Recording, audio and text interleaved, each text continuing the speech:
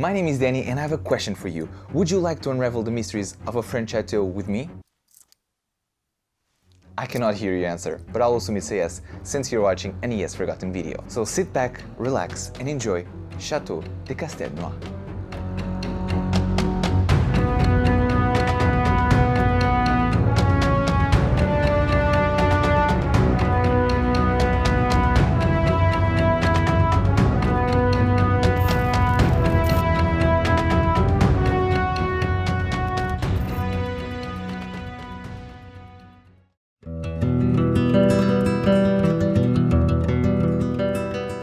Located in the Dordogne Department in the commune of Castelnaud-la-Chapelle, the Chateau de Castelnaud is a medieval fortress ranked among the most beautiful in France. Built at an altitude of 300 meters atop a rocky slope in the 12th century, Castelnaud was initially the property of Lord Bernard de Canac.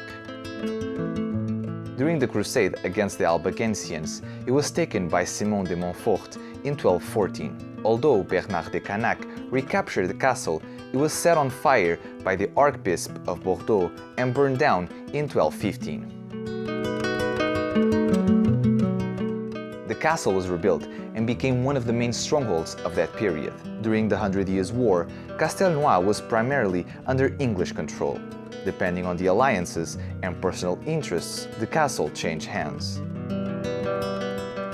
The French finally prevailed in 1442 when the King of France, Charles VII, ordered the siege of the castle, at the time held by supporters of King Henry VI of England.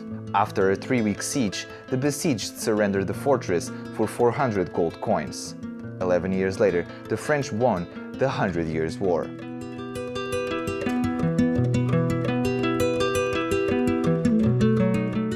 In 1489, the Commune family living in Castelnaud constructed a new castle 3 kilometers away, Château de Milande, designed to be a more pleasant and comfortable home to live in. From then on, the only inhabitants of Château Castelnaud were a few soldiers and their captain. Subsequently, the castle was entrusted to Geoffroy de Vivant, a Huguenot captain who was born in the village at the foot of the castle. Better known as Le Batailleur, in English, the warrior, he safeguarded the stronghold during the wars of religion on the behalf of the Commune family, followers of the Protestant faith.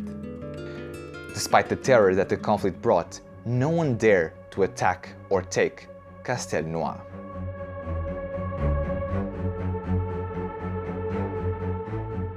Sold as a national asset in 1789 after the owners fled, Castelnaud became a stone quarry. Parts of the castle were taken down, and nature slowly reclaimed the monument as it fell into oblivion. Abandoned since the French Revolution, the Chateau de Castelnaud was listed as a historical monument in 1966, and only then did it undergo some restoration works. These restoration campaigns have only one goal: to recreate Chateau de Castelnaud exactly how it was. The Roussillon family, originally from Bagnac, bought the castle and began its restoration. Finished and ready to be open to the public, Castelnaud was inaugurated in 1985 with multiple museum rooms, which I'll be showing during this tour.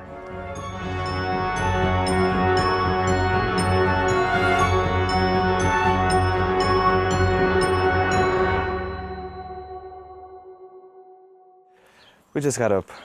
It was a bit hard to come up here. We just parked our bikes here. I love that they have a bike rack at the entrance of the castle. The artillery room, it's the first room.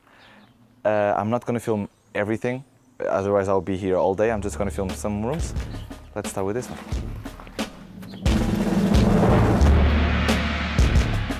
The Museum of Warfare is the second largest collection of its kind in France. The collection contains around 250 European weapons, suits of old armor, and furniture from the 14th to the 17th century. Swords, halberds, armors, crossbows, artillery pieces, and many others are some of the objects shown in these rooms.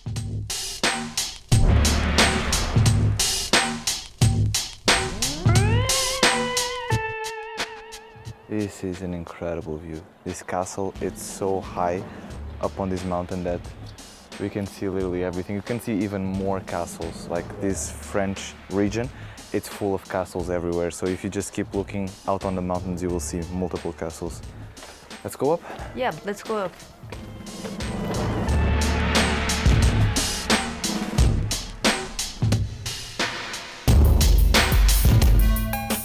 Me and Jenny are now looking at the armors over here, and we noticed that this weighs an staggering 15 kilos. Yeah. Imagine wearing this. It's heavy, and running and on a horse like this one. It's absolutely incredible. Not comfortable. No.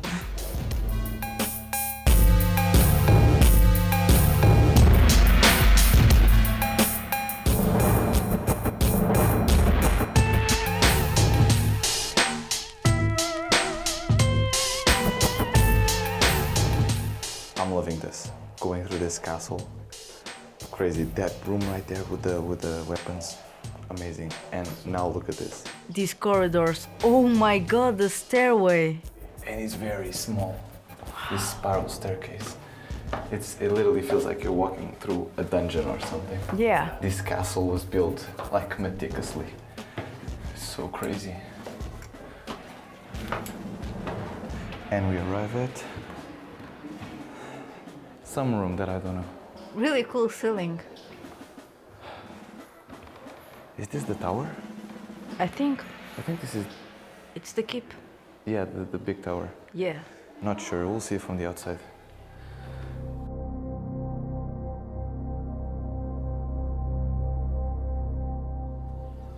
Yeah, we're in the tower.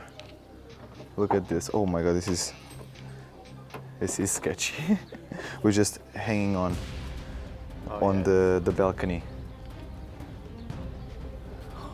Wow. We are literally hanging on the balcony. I don't know if this is safe. We're in a very high point of the castle right now. Yeah, I think there's one more or something. I don't know, but I love this. This encavement, it's for example, when you're attacked, you can throw things from up here down there, and you're protected up here. I love these mini features. Do you mean stones, or what would they throw? Stones, a gun, bow and arrow, fire, something like whatever you can just throw. Yeah. To kill the enemy. I think it's very effective. Yeah, I don't like that this is wood, but yeah, that's what they constructed. They definitely didn't want to attack this castle.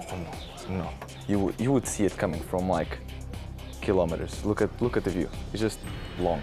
Yeah. Very long. Oh, look at the flag over there. Wow, really beautiful.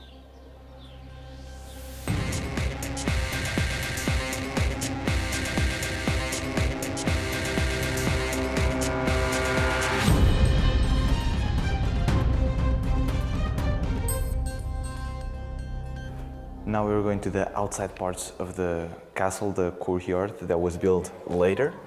And in here, they actually put some weapons to represent what they would throw, or with these catapults and stuff.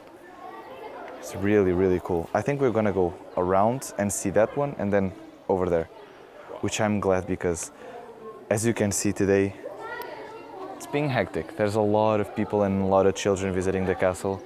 And another thing that I'm gonna film with this camera, you can see another castle from here, like a really huge one.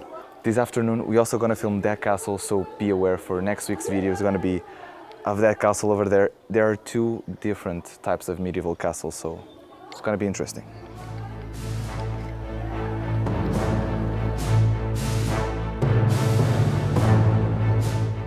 The museum is dynamically structured, going through every room in a fluid order, taking you on a journey through time with this fascinating collection and activities held throughout the year. For the little ones, or for the adults, they build a fun and educational experience to learn and discover an authentic medieval fortification.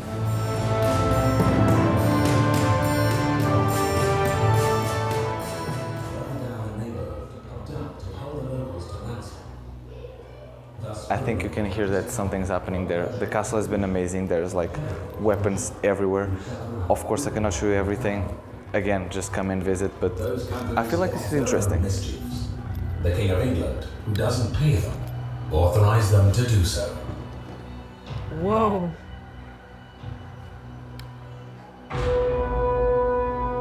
The French are coming to end this threat. They are going to besiege Castelnaud.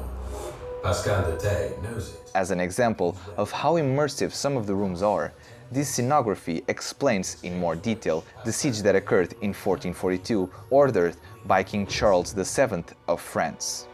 Castelnaud would remain French. 11 years after the siege of Castelnaud, the English suffer a final defeat at the Battle of Castillon. I love this room, the story that they are telling, and like the lights. And in that room was a bit too noisy. I cannot talk with that loud thing, but it was amazing, like seeing the 3D maquette and then the lights. I totally love when they make these interactive experiences. Yeah, you can literally see it. I enjoy those types of things because it attracts attention to that specific thing. Especially, I think it was the 20th of October of 1442, I think. So it's like a specific date with a specific story. I think we're almost at the end of the visit, right? Yeah, kind of. Kitchen. Oh, wow.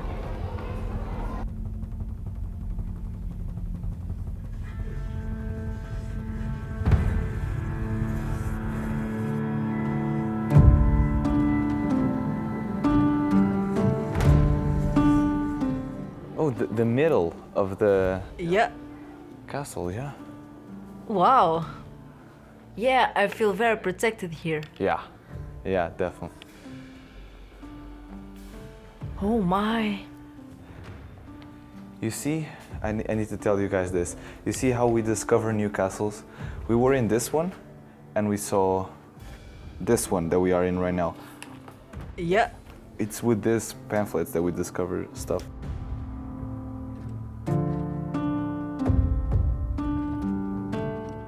Look, this is what the castle looked like in 1969. And this is how it looks like after the restoration, how it is right now. What an incredible transformation. My brother is writing something. Yeah, this is like a questionnaire for the castle. So I'm just doing it.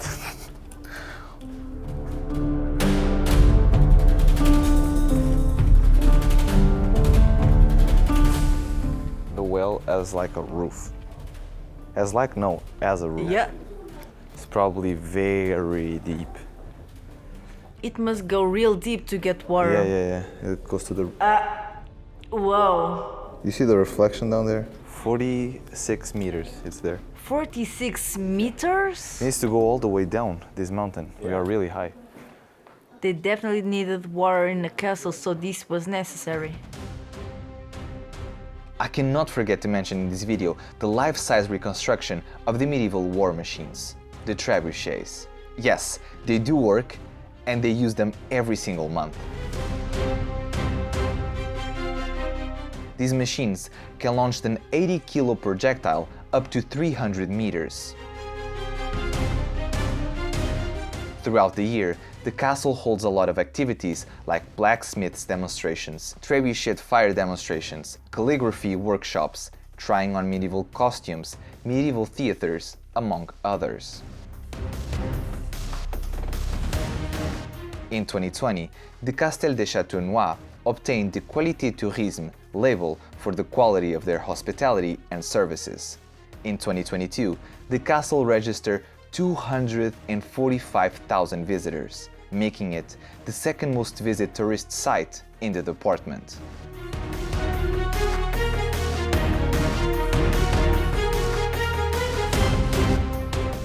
Now, the war machines. The catapults. Of course, they were not turned to the castle, but this is just to demonstrate various types of catapults. I've never seen such big catapults in my life. Yeah, me neither. And these were just small variants of what they used to have. Yeah, because back in the day, they would construct a whole thing for these catapults. Imagine putting like a huge rock here, just...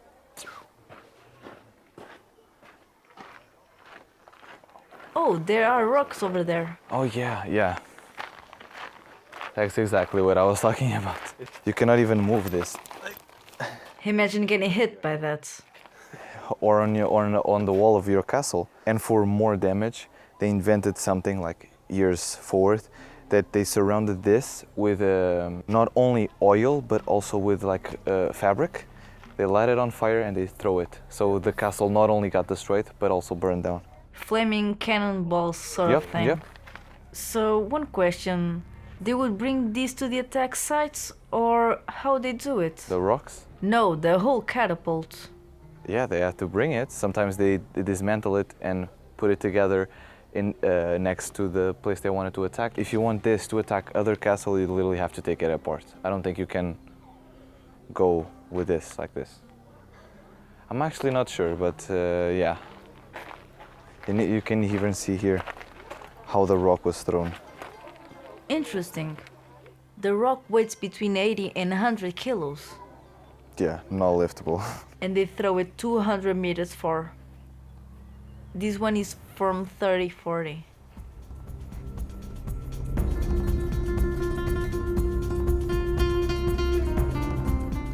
Links to know more about the castle, their yearly activities, their opening hours and prices will be in the description. For me, that's all this month. I hope you enjoyed the tour and the history of another French chateau. And if you did, I, as your lord, command you to like and subscribe to get more videos like this. Leave your thoughts, opinions and love in the comments. And this little Portuguese guy says bye.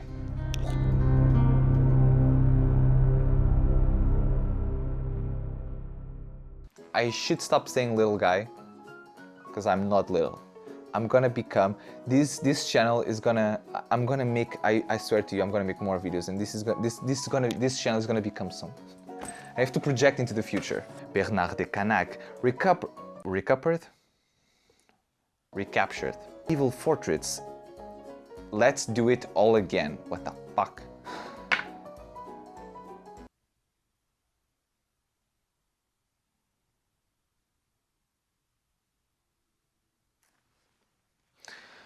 Although we create Chateau de Castelnaud, fucking hell. English, French, names sound the same. My head. Help. Although Bernard de Canac recaptured.